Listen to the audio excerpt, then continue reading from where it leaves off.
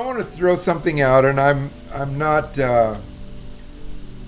grounded enough in this to elaborate on it much, but it has certainly gripped me, and I believe it's going to become more of a reality to us than we ever thought possible.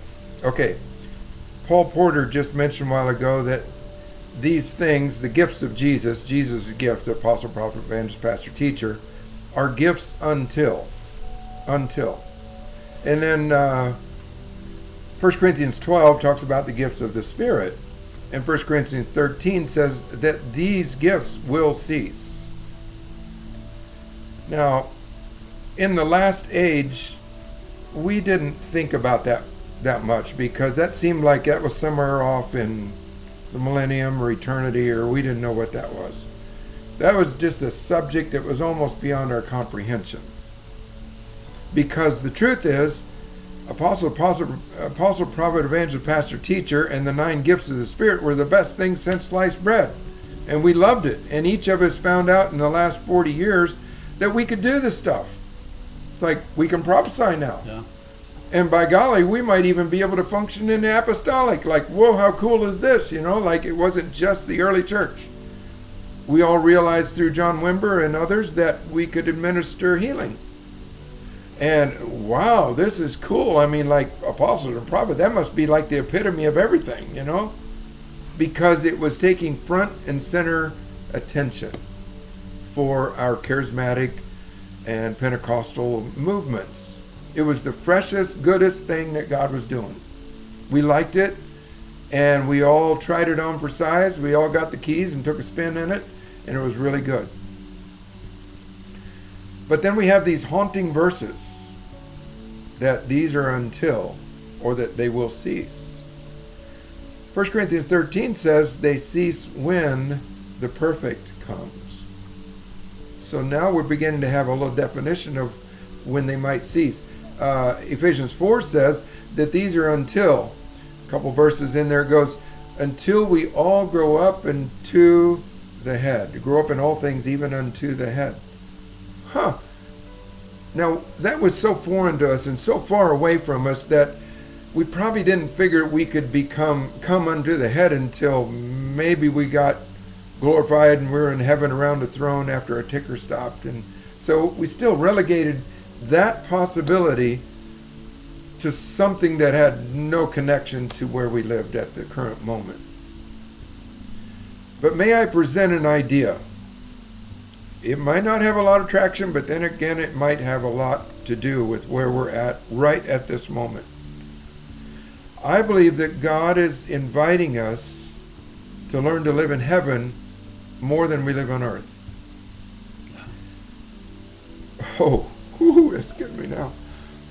And that Jesus said this in John 17. It's a very telling, very powerful verse. He says, Father, I desire that those you gave to me would be with me where I am. And the next phrase is, so that I could show them my glory. I feel like the 1 Corinthians 13 and the Ephesians 4 that we didn't know what to do with. Thought it was somewhere way off in the unknown future. We may have come upon the very dynamic, the very power of those verses coming to pass in our life. Now, what does that do with apostle, prophet, evangelist, pastor, teacher, and the 9 gifts? What does it do with those? It doesn't make them non-existent. I think for me, the very least it's doing for me, is it's inviting me to come up into a higher identity than just being apostolic. I realized long ago that I was a pioneer, which is a little bitty part of apostolic. And so I thought, is that what I am? And so I didn't use that term very much, and I think most of us were kind of uncomfortable with using that term very much. But I think maybe that might be the favor of God, that he didn't let us get entrenched too heavily. Because there's even a greater reality. There's a greater identity, which Paul Bell, you were talking about a second ago. The greater identity is being sons, brothers with Jesus, one with Jesus in such a way that if if he asks us to be apostolic, then we can descend out of the heavens down into the era that needs an apostle. If there's a need for prophetic, we can descend out of the oneness with God down into the era of the people who are still on the other side of the Jordan. We can still be prophetic, but that is not our identity anymore. It's only a grace that we can function in if it's needed at the moment. Just like we could also come down further, even into the evangelical areas of people who don't even believe in prophetic and apostolic, and we could be then, as Paul said, all things to all men, without having any of those levels identify us. They're not our moniker. They're not our identity. We're now sons. We're now one. We're learning to be in the sameness of Jesus himself, that they would be one with me, just like you and me are one, Father, and that big homogenization thing happening. So we actually, it sounds heretical, become one with the Trinity.